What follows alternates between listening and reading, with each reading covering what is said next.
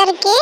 ఇది Apple cutter అండి. మీరు చాలా చోట్ల చూసే ఉంటారు. దీన్ని ఎలా యూజ్ చేయాలనేది చూద్దాం ఇప్పుడు.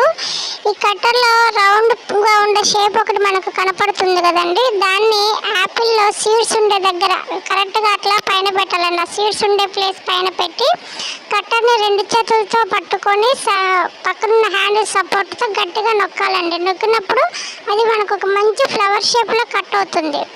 పీసెస్ అన్నీ కూడా ఈవెన్గా కట్ అవుతాయండి. మధ్యలో ఉన్న సీడ్స్ కూడా సపరేట్గా ఒక రౌండ్ షేప్లో వచ్చేస్తుంది. వాటిని తీసేసుకుంటే మనకు మిగతా పీసెస్ అన్నీ కూడా ఈవెన్ షేప్లో ఉంటాయి. చక్కగా ఫ్లవర్ లాగా అమర్చుకుంటే డెకరేటెడ్గా అందంగా కూడా ఉంటుంది. హ్యాపీగా తినేసేయచ్చు. నెక్స్ట్ అలాగే ఒక్కొక్కసారి మనం పిల్లలకి వాళ్ళు తొక్కతో తినరండి.